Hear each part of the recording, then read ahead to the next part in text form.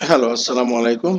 আজকে আমরা একটি বিষয় নিয়ে আলোচনা করব। সেটি হচ্ছে বর্তমান শিক্ষা ব্যবস্থা এবং নতুন কারিকুলাম এবং নতুন কারিকুলাম থেকে পূর্বের কারিকুলামে ফিরে যাওয়া এবং সৃজনশীল প্রশ্ন পদ্ধতিতে আবার শিক্ষার্থীদের মূল্যায়ন করা। আসলে বিষয়টা কি এমনটা নয় যে একই কোম্পানির ২ টা প্রোডাক্ট। আসলে সৃজনশীল যে প্রশ্ন পদ্ধতিটা ছিল, এই প্রশ্ন পদ্ধতি এটা তো আসলে একটা ফ্লপ সিস্টেম। যে কারণেই তো নতুন কারিকুলামে আমাদেরকে যেতে হয়েছে। তো নতুন কারিকুলামের প্রশ্ন পদ্ধতিটাও অনেক দুর্বোধ্য ছিল। যে কারণে শেষ পর্যন্ত কিন্তু সেটাকে আর বাস্তবায়ন করা যায়নি। এখন আবার সেখান থেকে ফিরে যাওয়া হচ্ছে পুরাতন সেই কারিকুলামে সৃজনশীল পদ্ধতিতে।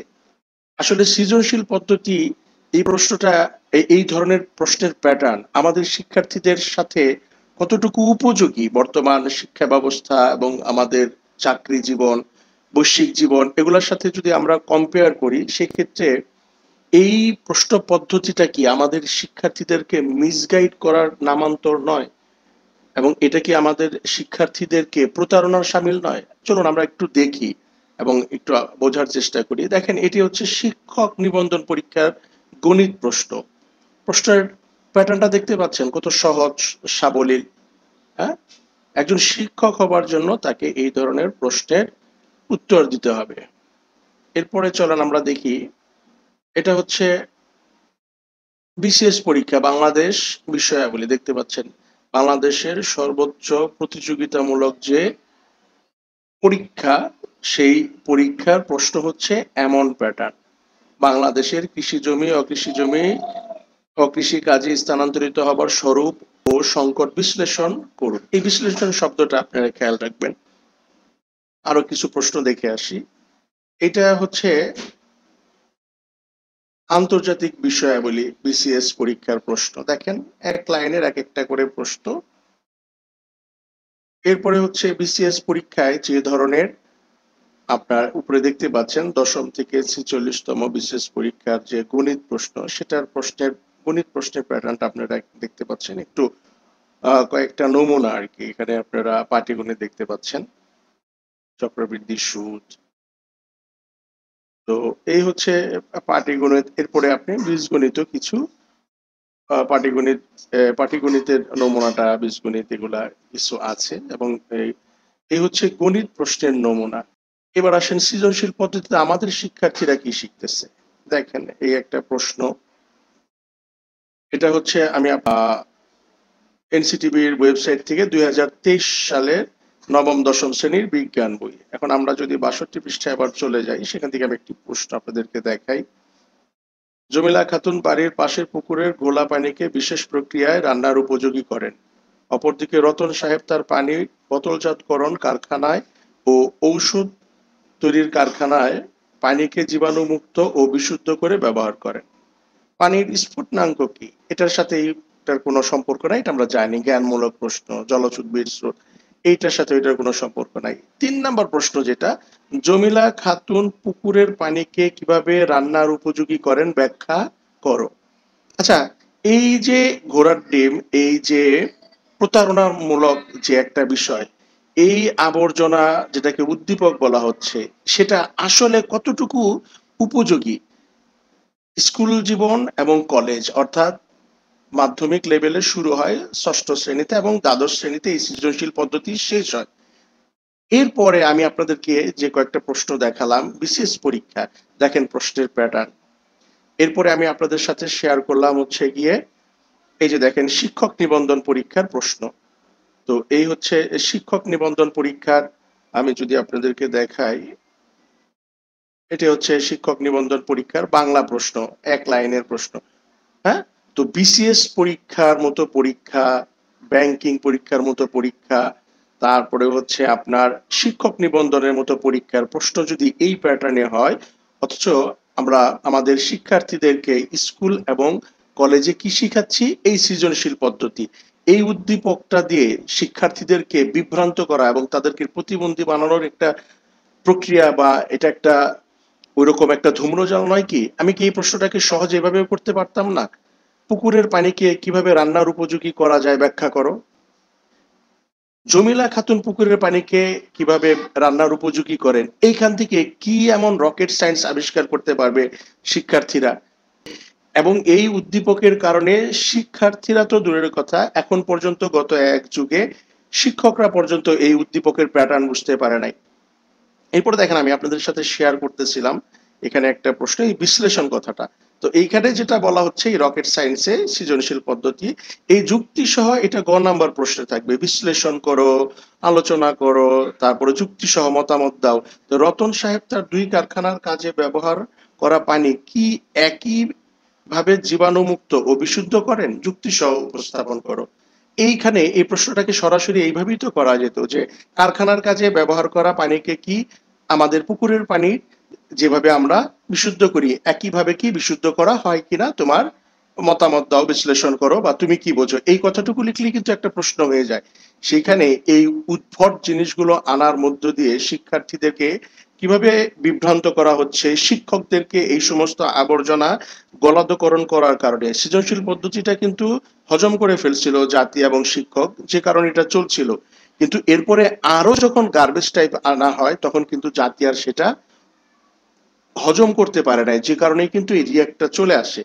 মূল বিষয় হচ্ছে, আমি ষষ্ঠ শ্রেণী থেকে দ্বাদশ শ্রেণী পর্যন্ত যে প্রশ্ন পদ্ধতি শিখলাম, সেটা আমার ব্যক্তি জীবনে, চাকরি জীবনে কোথাও কাজে আসছে না। সেখানে এমনকি বিশ্ববিদ্যালয় পরীক্ষাতেও তারা এই ধরনের প্রশ্ন পাবে না। তাহলে এই যে আমার জীবন থেকে যে আমি এক প্যাটার্নের প্রশ্ন মাধ্যমে যে শিক্ষা জীবন গড়লাম, এবং এরপরে বিশ্ববিদ্যালয় বা উচ্চতর শিক্ষার ক্ষেত্রে এটার কোনো প্রকার প্রয়োগ নাই, তাহলে এই শিক্ষা কিভাবে আমাদেরকে আমাদের জীবন গঠনে, জাতি গঠনে ভূমিকা রাখতে পারে, এটা একটা বিরাট প্রশ্ন। আরেকটা বিষয় আমরা দেখব, সেটি হচ্ছে এই উদ্দীপক তৈরি করতে গিয়ে কি কি হয়। আমরা দেখেন, আমরা প্রথম আলোতে চলে আসি, এই এইচএসসি তে বিতর্কিত প্রশ্ন সৃজনশীলতা। এই যে দেখেন এখানে কি বলছে, এইখানে উচ্চ মাধ্যমিক ও এইচএসসি পরীক্ষার বাংলা প্রথম পত্রে ঢাকা বোর্ডের প্রশ্নপত্রে ধর্মীয় ও সাম্প্রদায়িক উস্কানির অভিযোগ উঠে। এই সৃজনশীল প্রশ্নর যে উদ্দীপক, সেটা তৈরি করতে গিয়ে এই ধরনের ঝামেলাগুলো হয়। এবং এই সৃজনশীলের কারণেই আমরা যদি বোর্ড বইগুলিতে চলে আসি, আপনারা যদি খেয়াল করেন, গণিত বইটাতে যদি আসি, এই হচ্ছে গণিত বই, আমি যদি আপনাদেরকে দেখাই, এই যে দেখেন গণিত বই চলছে, এইটা গণিত বইয়ে যেটা করা হয়েছে, সেখানে ভেতরে এইরকম কিছু উদাহরণ দেয়া আছে। গণিত বইয়ের ভেতরে দেয়া আছে হচ্ছে উদাহরণ, কিন্তু পরীক্ষার ক্ষেত্রে আমাদেরকে উত্তর করতে হয় হচ্ছে গিয়ে সৃজনশীল পদ্ধতিতে। তাইলে বোর্ড বই যেখানে সৃজনশীলের কোন প্রকার, আমি যদি আপনাদেরকে বইটা দেখাই, দেখেন গণিত দশম শ্রেণী, নবম দশম শ্রেণী, এবং এটা হচ্ছে 2023 সালের বই। আমি আপনাদেরকে শেষের পাতাটা দেখাচ্ছি, এই যে এই হচ্ছে 2023 সালের বই, এবং সেখানে আমরা যদি কোনো একটা অধ্যায়ের ভেতর দিয়ে যাই, দেখেন বইতে উদাহরণ আকারে দেয়া আছে, কিন্তু আমরা যখন পরীক্ষা দেই, সেই পরীক্ষাতে চলে আসে এই উদ্দীপক। কিন্তু আমি যে বইটা অনুসরণ করি, সেই বইটাতে কিন্তু এইসব নাই। এই হচ্ছে বাংলা বই। বাংলা বইয়ের যদি আমরা ঠিক একইভাবে একটা উদ্দীপককে, আমাদের আসলে এই বিষয়গুলো এমন ভাবে ধূম্রজাল তৈরি করা হয়েছে। দেখেন এই একটা গল্প, প্রত্যুপকার। প্রত্যুপকারে যদি যাই, এখানে একটা উদ্দীপক দেয়া আছে, বলা হয়েছে কি, উদ্দীপকের বন্দির ঘটনা প্রত্যুপকার গল্পের কোন ঘটনার কথা স্মরণ করিয়ে দেয়, ব্যাখ্যা করো।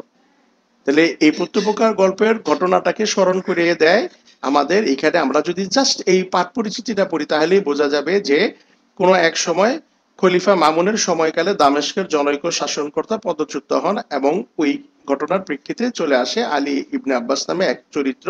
তো এই ঘটনাটাকেই ব্যাখ্যা করলেই হয়ে যেত। তো এখানে কিন্তু সরাসরি আপনি প্রশ্নটা তুলে দিলেই হইতো, একটা সিম্পল একটা প্রশ্ন যে প্রত্যুপকার গল্পে আলী আব্বাসের চরিত্রটা ব্যাখ্যা করো। আমরা যদি বিশেষ পরীক্ষা, এই শিক্ষক নিবন্ধন পরীক্ষায় চলে যাই, দেখেন বাংলা প্রশ্ন আসছে, সাহিত্য লেখা প্রবন্ধে প্রমোদ চৌধুরী সাহিত্যের উদ্দেশ্য সম্পর্কে যে অভিমত ব্যক্ত করেছে তা আলোচনা করো। শিক্ষক তৈরি হবে যে প্রশ্নের মাধ্যমে, সেই প্রশ্নের নমুনা যদি এইরকম হয়, এবং সেই ক্ষেত্রে শিক্ষার্থীদের জন্য প্রশ্নের প্যাটার্ন কি করা হয়েছে, যেটা আমার ভবিষ্যতে কখনো কাজেই লাগবে না, এইভাবে করে বিভ্রান্ত করে এই ধরনের যে আপনার এটা হচ্ছে এক ধরনের মানে কি বলা যায়, এটা বিভ্রান্তিকর একটা পদ্ধতি ছাড়া আর কিচ্ছু না, যেখানে সৃজনশীলতার নামে মানুষের সৃজনশীলতা মনন জগৎটাকে একেবারে সংকুচিত করে ফেলার মতো এবং নিজের মেধাকে গবেষণাধর্মী করা থেকে দূরে সরিয়ে দেওয়ার মতো একটি আসলে পায়তারা ছাড়া আর কিছুই না। এরপরে গণিত বইয়ের ব্যাপারটা তো আপনাদেরকে আমি দেখালামই। এখানে যেটি আছে, এই যে দেখেন, এগুলা কিছু উদাহরণ আপনারা দেখতে পাচ্ছেন, এবং আপনারা যে কোনো একটা গণিত বই যদি খেয়াল করেন, আপনার এই একেবারে শুরুতে আমি চলে আসছি, যদি আর একটু নিচের দিকে যায়, এবং পাটিগণিত তো নাই, পাটিগণিত নাই, কিন্তু আপনারা এখানে লক্ষ্য করতেছেন যে বিসিএস এর মতো পরীক্ষায় পাটিগণিত আসে।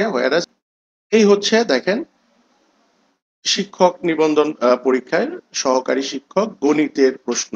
তো এই হচ্ছে গণিতের সিম্পল প্রশ্ন।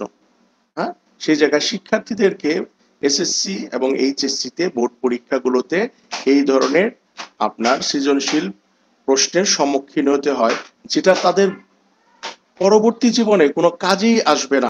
বরঞ্চ দেখা যাচ্ছে যে ইন্টারের পরে, অর্থাৎ উচ্চ মাধ্যমিকের পরে একজন শিক্ষার্থীকে এই ধরনের প্রশ্নেরই আর সম্মুখীন হইতে হবে না। এটা আমি আপনাদেরকে গণিত বই দেখাচ্ছি, দেখেন। তো এগুলো কিন্তু সিম্পল উদাহরণ হিসেবে দেয়া আছে, সৃজনশীল পদ্ধতিতে যেভাবে করার কথা সেটা কিন্তু নাই। এটা আমি প্রথম আলোতে দেখাচ্ছি আপনাদের, গণিত সৃজনশীল অংশ এসএসসি পরীক্ষা 2024-এ, এবং এখানে আপনারা এই যে সৃজনশীল প্রশ্নগুলো দেখতে পাচ্ছেন।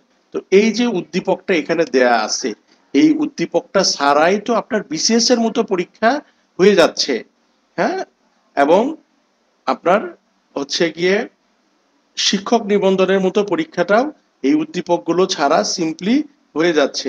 সেই ক্ষেত্রে সৃজনশীলের নামে এই যে বিভ্রান্তিকর কিছু বিষয়, সেটা পরবর্তীতে কিসের জন্ম দিচ্ছে? এইখানে আপনারা একটা অংশ দেখতে পেলেন, সেটা হচ্ছে যে ধর্মীয় যে সাম্প্রদায়িকতা, সেই উস্কানিটা এখানে চলে আসে। এবং এখানে আপনারা যদি খেয়াল করেন যে এখানে বেশ কিছু কথা বলা হয়েছে। 2010 সালে দেশে বাংলা প্রথম পত্র এবং ধর্ম শিক্ষা বিষয়ে এবং 2011 সাল থেকে সব বিষয়ে সৃজনশীল পদ্ধতিতে এসএসসি পরীক্ষা অনুষ্ঠিত হয়। সৃজনশীল প্রশ্ন পদ্ধতির অন্যতম সংগঠক শিক্ষাবিদ অধ্যাপক আব্দুল্লাহ আবু সাইদের মতে, যেসব প্রশ্নের মাধ্যমে ছাত্রছাত্রীদের মেধার জড়ত্ব থেকে মুক্তি দিয়ে স্বাধীন, স্বতঃস্ফূর্ত ও সৃষ্টিক্ষম করে তোলা যায়, তার নামে সৃজনশীল প্রশ্ন। এসব প্রশ্নের উত্তর দিতে হলে পাঠ্য বইয়ে লেখা তথ্য ও ভাবনাগুলো শুধু চিন্তাহীনভাবে মুখস্থ করলেই চলবে না, সেগুলো ভালোভাবে বুঝতে হবে এবং চারপাশের জীবন ও বাস্তবতার সঙ্গে মিলিয়ে দৈনন্দিন জীবনে তার প্রয়োগ করতেও শিখতে হবে। তো এই হচ্ছে প্রয়োগ করা শিখতে হবে। তো সেই শিক্ষাটা কেমন? এই যে দেখেন একটা প্রশ্ন, সেটা আমরা দেখতে পাচ্ছি ঢাকা টাইমসে 2022 সালের নভেম্বর মাসে। এই প্রশ্নটাই প্রথম আলো একইভাবে করেছে। উদ্দীপকটা কি ছিল? নেপাল ও গোপাল দুই ভাই, জমি নিয়ে বিরোধ তাদের দীর্ঘদিন, অনেক সালিশ বিচার করেও তাদের বিরোধ মেটাতে পারেনি, কেউ কাউকে ছাড় দিতে নারাজ। এখন জমির ভাগ বন্টন নিয়ে মামলা চলছে আদালতে। ছোট ভাই নেপাল বড় ভাইকে শায়েস্তা করতে আব্দুল নামে এক মুসলমানের কাছে ভিটের জমি এক অংশ বিক্রি করে। আব্দুল সেখানে বাড়ি বানিয়ে স্থায়ীভাবে বসবাস শুরু করে। কোরবানির ঈদে সে নেপালের বাড়ির সামনে গরু কোরবানি দেয়। এই ঘটনায় নেপালের মন ভেঙে যায়। কিছুদিন পর কাউকে কিছু না বলে জমি জায়গা ফেলে সপরিবারে ভারতে চলে যায় সে। কি ধরনের একটা বিতর্কিত এবং ভয়ানক একটা বিষয়কে এখানে উদ্দীপকের নিয়ে আসছে। তো আপনার টাইটেল দেখতে পাচ্ছেন, সৃজনশীলতার নামে শিক্ষার্থীদের কি শেখানো হচ্ছে। তো মূল বিষয় হচ্ছে, আমরা যে নতুন এই কারিকুলাম 2024 এটাকে বাদ দিয়ে আবার পূর্বের এই সৃজনশীলে ফিরে যাব, সেটা কতটুকু আসলে সমীচীন এবং আমাদের শিক্ষার্থীদের ভবিষ্যৎ জীবনে এটার প্রয়োগ কতদিন হবে। এইচএসসি পাশের পরে এই সৃজনশীল নামক এই দুর্গন্ধময় এই আবিষ্কার তার চাকরি জীবনে কোথাও আর কোনো ধরনের প্রশ্নে প্রতিফলিত হবে না। না বিসিএস, না ব্যাংক, না শিক্ষক নিবন্ধন, যেই কোনো ক্ষেত্রে আপনারা দেখতে পাচ্ছেন। কিন্তু এর মধ্যে থেকে যেটি হবে সেটি হচ্ছে গিয়ে আমাদের শিক্ষার্থীদের সৃজনশীলতার নামে যে সৃজনশীল বা মননশীল যে বিষয় রয়েছে, সেটিকে আসলে চূর্ণ বিচূর্ণ করে দেওয়া। কাজেই অনুরোধ থাকবে, শিক্ষার যে পাঠ্যপুস্তক রয়েছে সেটা তো একেবারে যা আছে এক ধরনের অবস্থা, এখানে নেতিবাচক একটা ব্যাপার আছে, কিন্তু সেখান থেকে সার্বিকভাবে আমরা যদি ফিরে আসতে চাই সেক্ষেত্রে আমার মতে অবশ্যই আমাদেরকে প্রশ্নের মান বন্টন, পরীক্ষার মান বন্টন এবং প্রশ্ন প্রণয়নের যে পদ্ধতি, প্রশ্ন প্রণয়নের এই পদ্ধতিটাকে আধুনিকায়ন করতে হবে অথবা আপডেট করতে হবে অথবা সংস্কার করতে হবে, যেটাই বলি না কেন।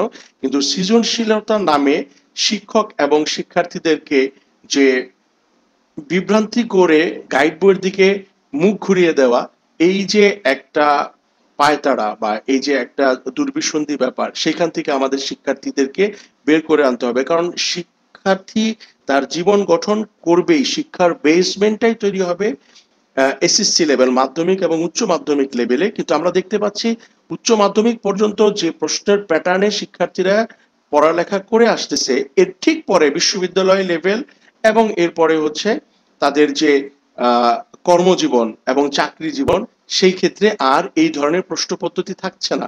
তাহলে জীবনে 12 বছর পড়ালেখা করার পরে আমি যে ধরনের প্রশ্ন আমার জীবনে শিখলাম বা প্রশ্নপত্রের মাধ্যমে উত্তর দেওয়া শিখলাম, সেই সিস্টেমটাই যদি পরের বছর থেকে বিশ্ববিদ্যালয়ে যাওয়ার পরে আমার জীবন থেকে হারিয়ে যায়, তাহলে এই ধরনের প্রশ্নপত্র কতটুকু উপযোগী, এই বিষয়টি আসলেই আমাদের নতুন করে ভাববার এখন সত্যিকার অর্থেই সময় এসছে। কাজেই কর্তৃপক্ষের প্রতি বিনীত অনুরোধ থাকবে প্রশ্নের মান বন্টনটা যেন এমন ভাবে করা হয় এবং প্রশ্নের মূল্যায়নের পদ্ধতিটা এমন ভাবে করা হয় যেটা একজন শিক্ষার্থীকে স্কুল, কলেজ, বিশ্ববিদ্যালয় এবং চাকরি জীবনে যে প্রশ্নগুলির সম্মুখীন হইতে হয় একজন শিক্ষার্থীকে, সেই বিষয়টাও যেন এখানে প্রতিফলিত হয়। এই বিষয়টার দিকে আমি কর্তৃপক্ষকে, এনসিটিবি কে তার প্রতি বিনীত অনুরোধ করব, যাতে করে আমাদের শিক্ষার্থীদেরকে সৃজনশীলতার নামে যে বিভ্রান্তির মধ্যে ঠেলে দেওয়া হয়েছে সেখান থেকে মুক্ত করা যায় এবং আমাদের ভবিষ্যৎ প্রজন্ম প্রকৃত অর্থেই যেন তাদের শিক্ষার জ্ঞানকে ভবিষ্যৎ জীবনে কাজে লাগাতে পারে। ধন্যবাদ।